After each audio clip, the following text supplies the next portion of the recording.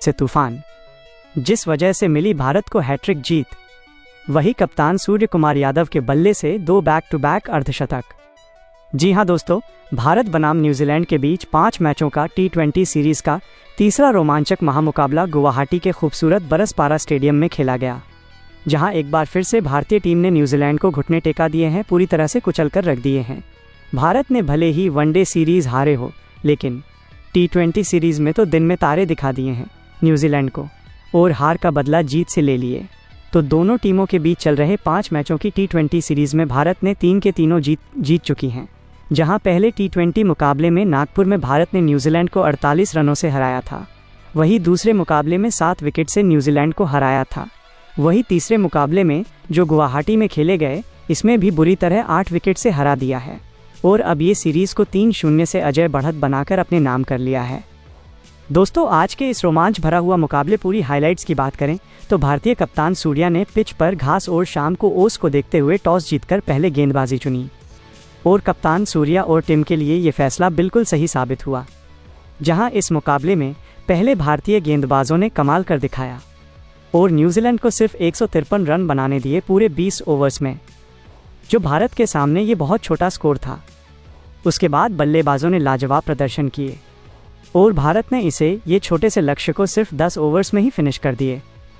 मतलब आज जिस तरह से भारत ने बल्लेबाजी की है, खास करके कप्तान सूर्या और नया उभरता सितारा T20 इंटरनेशनल क्रिकेट में तहलका मचाने वाले अभिषेक शर्मा, जो पहले मुकाबले और तीसरे दोनों मुकाबले में काफ़ी विस्फोटक बल्लेबाजी की। जहां पहले मुकाबले में पहले 35 गेंदों में 84 रन बनाए, जिसमें 4 चौके और 8 छक्के लगाए थे, लेकिन दूसरे मुकाबले में निराश हुए थे और बिना खाता खोले ही आउट हुए थे। लेकिन तीसरे मुकाबले में एक बार फिर से कीवियों के गेंदबाजों की धज्जियां उड़ाकर रख दी है। वही कप्तान के भी बल्ले से बैक टू बैक 2 अर्धशतक आया, और T20 वर्ल्ड कप से पहले इनका फॉर्म टीम को बहुत ज़रूरी था। तो दूसरे मुकाबले में भी एक बार फिर से कप्तान सूर्या ने शानदार अर्धशतकीय पारी खेला। वही गेंदबाजों की भी जितनी तारीफ की जाए कम है, खास कर रवि बिश्नोई, जो लंबे समय बाद टीम में वापसी करने को मौका मिला, और इस मौके का रवि बिश्नोई ने सही तरीके से इस्तेमाल किया और 4 ओवर में सिर्फ 18 रन देकर 2 महत्वपूर्ण विकेट अपने नाम किए। वही जसप्रीत बुमराह की घातक गेंदबाजी न्यूजीलैंड को रास नहीं आया, और न्यूजीलैंड के सभी बल्लेबाज इन्हें खेलने में काफ़ी परेशान हुए, और बुमराह जिसके लिए जाने जाते हैं वही किया, और हर बार की तरह इस मैच में भी कमाल की गेंदबाजी की और अपने स्पेल के 4 ओवर में 17 रन देकर 3 विकेट लेने में सफल रहे। हालांकि हर्षित राणा और कुलदीप यादव थोड़े महंगे साबित हुए, जहां हर्षित राणा 4 ओवर में 35 रन देकर 1 विकेट, तो कुलदीप यादव 3 ओवर में 32 रन देकर कोई सफलता नहीं ले पाए। वही हार्दिक पांड्या को भी 2 सफलताएं हासिल हुईं। तो कुल मिलाकर देखा जाए तो भारतीय गेंदबाजों ने तो कमाल का प्रदर्शन किया है आज के इस रोमांचक मुकाबले में, जिस वजह से न्यूजीलैंड को सिर्फ 153 रन पर ही रोकने में कामयाब रहे। अगर इस मुकाबले में न्यूजीलैंड की बल्लेबाजी की बात करें तो न्यूजीलैंड की शुरुआत खराब रही थी, जहां न्यूजीलैंड के 3 विकेट सिर्फ 34 रन पर ही गिर गए थे। पहला विकेट डेवोन कॉनवे का 2 रन पर ही गिरा था, जो हर्षित राणा ने इन्हें आउट किया। वही दूसरा विकेट के रूप में सचिन रविंद्र गिरे, जो 13 के स्कोर पर हार्दिक पांड्या ने पवेलियन भेजा। वही तीसरा विकेट 34 रन पर टिम सिफर्ट का गिरा था, जो जसप्रीत बुमराह ने अपने पहले ओवर के पहले ही गेंद पर क्लीन बोल्ड कर दिया था।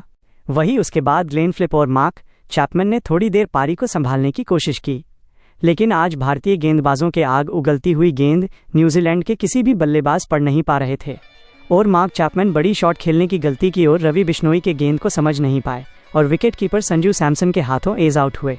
न्यूजीलैंड आज काफ़ी दबाव में था, इनके विकेट गिरने का सिलसिला बंद ही नहीं हो रहे थे। अब उम्मीद थी मार्क चैपमैन और ग्लेन फ्लिप के बीच बड़ी साझेदारी देखने को मिलेगी। हालांकि दोनों ने 52 रनों की पार्टनरशिप ज़रूर की थी, लेकिन रन गति को तेज़ नहीं कर पा रहे थे। भारतीय टीम की कशी गेंदबाजी न्यूजीलैंड के बल्लेबाजों को बिल्कुल मौके नहीं दे रहे थे हाथ खोलने के। मार्क चैपमैन से बड़ी पारी की उम्मीद थी, लेकिन वो भी 32 रन पर ही अपने पारी को समाप्त कर दिया था। तभी न्यूजीलैंड का स्कोर था 86 रन 4 विकेट के नुकसान पर। वही ग्लैन फ्लिप भी क्रीज पर थे। अब फ्लिप का साथ देने वनडे मैच का हीरो रहे डेरिल मिचेल उतरे। अब इन पर भी टीम को बड़ी ताबड़तोड़ पारी की उम्मीद थी, लेकिन इन्होंने ने भी जल्दी कर बैठे और 14 बनाकर ही वापस पवेलियन की राह देख ली। उसके बाद न्यूजीलैंड के एक के बाद एक विकेट गिरते गए और पूरी टीम 153 रन ही बना पाए। और भारत के सामने 154 रनों लक्ष्य रखा। अब भारत की तरफ से इस लक्ष्य को पीछा करने उतरे एक बार फिर संजू सैमसन और अभिषेक शर्मा।